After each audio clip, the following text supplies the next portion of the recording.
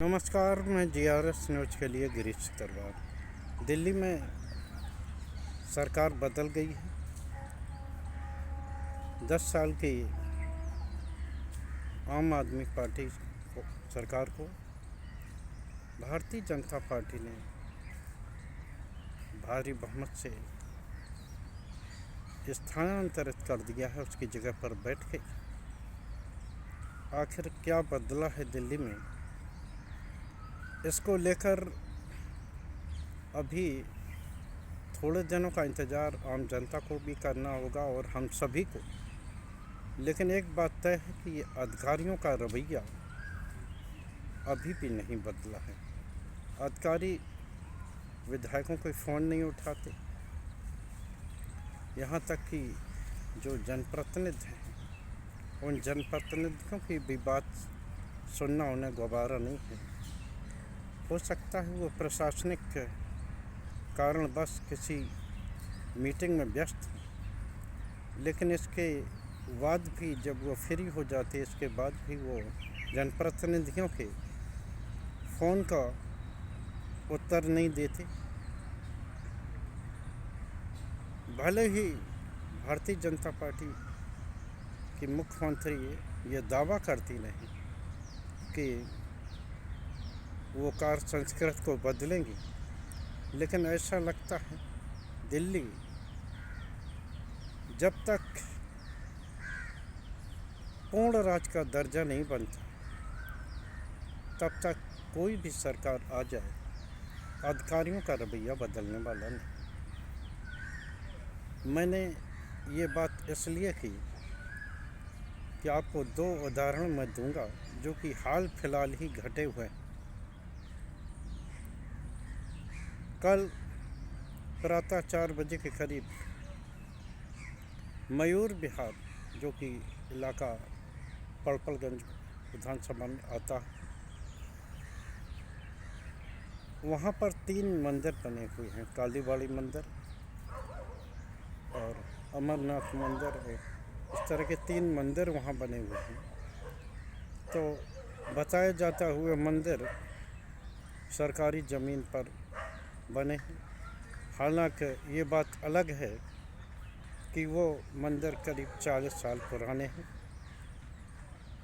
और निकट के पार्कों में कभी भी जो वार्षिक उत्सव होता है उन मंदिरों का या अन्य धार्मिक अनुष्ठान होते हैं वो होते रहते हैं, तो उनको गिराने का आदेश हुआ था।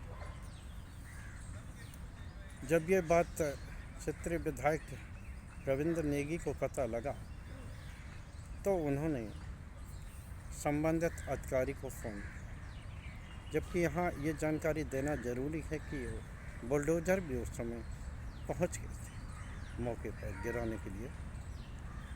तो जब रविंद्र नेगी और भारतीय जनता पार्टी, जिनकी पूरी राजनीति मंदिर और धार्मिक कार्यक्रमों के आधार पर ही है, तो उन्होंने जब अधिकारियों को फ़ोन किया तो अधिकारियों को ओर से कोई रिस्पॉन्स नहीं मिला।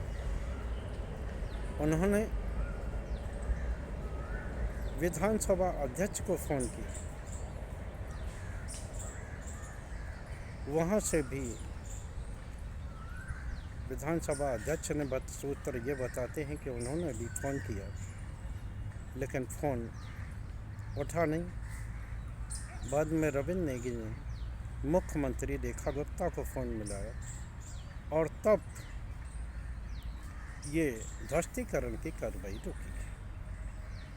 इस मंदिरों की काफ़ी मान्यता है क्षेत्रीय। उसमें अमरनाथ मंदिर तो कश्मीरी लोगों ने बनाया था और जो मंदिर हैं उनकी इतनी क्षेत्र में प्रतिष्ठा है कि लोग सीधे सुप्रीम कोर्ट जा पहुँचे। हालांकि सुप्रीम कोर्ट ने उन्हें याचिकाओं को स्वीकार करने से इनकार किया, लेकिन उन्होंने याचिकाकर्ताओं को सलाह दी कि वह संबंधित हाई कोर्ट में जाए। तो यहाँ ये उदाहरण हमने आपको देने की कोशिश की कि जो आम आदमी पार्टी पूरी सत्ता भर ये कहती रही है कि अधिकारी उनकी बात को सुन नहीं रहे हैं, उनके कामों को कर नहीं रहे हैं, अधिकारी उनको जवाब नहीं दे रहे हैं, तब ये बात यही भारतीय जनता पार्टी हंसी उड़ाती थी और कहती है कि उन्हें केजरीवाल सरकार को काम नहीं करना है, इसलिए वो बार बार तरह तरह के बहाने बना रहे। आज ये बात और स्पष्ट तब हुई अधिकारियों वाली जब विधानसभा अध्यक्ष विजेंद्र गुप्ता मुख्य सचिव धर्मेंद्र को एक पत्र लिखा और जिसमें उन्होंने इस बात का उल्लेख किया कि अधिकारी क्षेत्रीय जनप्रतिनिधियों यहाँ तक कि विधायकों आज के फ़ोन नहीं उठा रहे हैं और ये विधायकों ने मुझे स्पष्ट तौर से इस प्रकार बताया। आप सभी लोग जानते हैं अभी भारतीय जनता पार्टी की सरकार बने केवल 1 महीने से ज़्यादा का वक्त हुआ है और इस समय में ही अगर इस तरह की बातें सामने आने लगे तो निश्चित तौर पर आप तय मानिए कि अधिकारियों का क्या रवैया रहा होगा। इस बात को लेकर पूर्व मंत्री सौरभ भारद्वाज ने भी तंज किया। उन्होंने अपने ट्विटर अकाउंट एक्स पर पोस्ट किया कि इन अधिकारियों को जब 10 साल से ये सिखाया गया है कि किसी भी विधायक के काम नहीं करने हैं, उनका फ़ोन नहीं उठाना है, उन्हें जवाब नहीं देना है, तो आखिर वो अधिकारी अपना रवैया यकायक कैसे बदल लें। बात सही भी है, जो अधिकारी दिल्ली सरकार के अंडर में नहीं आते और अपनी रिपोर्टिंग एलजी को करते हैं, दिल्ली सरकार और क्षेत्रीय जनप्रतिनिधि के प्रति वो जवाब दे नहीं, तो आखिर वो विधायकों की बात क्यों सुने। पहले भारतीय जनता पार्टी भी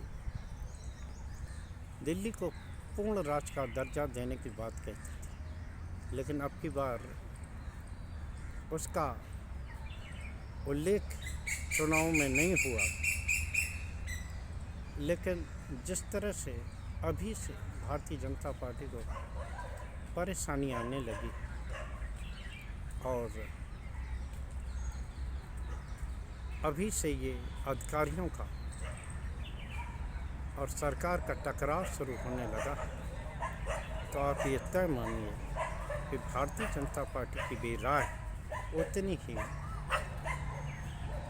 मुश्किल होने वाली है जैसे कि अन्य सरकारों की राय मुश्किल हुआ करती थी। और जिस प्रकार से अन्य जनप्रतिनिधि और विधायक ये शिकायत करते थे कि संबंधित अधिकारी उनकी बात नहीं सुनते, वैसी ही स्थिति इस सरकार में भी बने रहने की पूरी संभावना है। जबकि अब तो दिल्ली में तथाकथित डबल इंजन की सरकार है, केंद्र में भी भारतीय जनता पार्टी की सरकार है और राज्य में भी भारतीय जनता पार्टी की सरकार है और थोड़े दिनों बाद अप्रैल माह में ही एमसीडी का भी चुनाव होना है, जिसमें कि भारतीय जनता पार्टी की स्थिति अब खराब हुई है। तो वहाँ भी भारतीय जनता पार्टी अगर चाहेगी तो उसकी सरकार वहाँ भी बन सकती है। तो क्या अधिकारियों का अगर यही रवैया रहा तो किस तरह से क्षेत्रीय जनप्रतिनिधियों को परेशानी होने वाली है। संभवतः इसकी एक वानगी मैंने आप लोगों के समक्ष रखी है। तभी मैंने अपने ब्लॉग में पहले ही बता दिया था कि जब तक दिल्ली पूर्ण रोज का दर्जा नहीं बन जाता और वो अफसरशाही जो कि एलजी को रिपोर्टिंग करती है, एलजी ही दिल्ली के असली बॉस हैं, तो वो अधिकारी आखिर सरकार की और जनप्रतिनिधियों की क्यों सुने, क्योंकि वो दिल्ली सरकार के प्रति जवाबदेही नहीं है। देखना ये है कि विधानसभा अध्यक्ष ने जो चिट्ठी लिखी है उसका क्या असर इन अधिकारियों पर पड़ता है। आज के ब्लॉग में बस इतना ही। जय हिंद, जय भारत। कल फिर किसी मुद्दे पर आपके साथ जुड़ने का प्रयास करूँगा।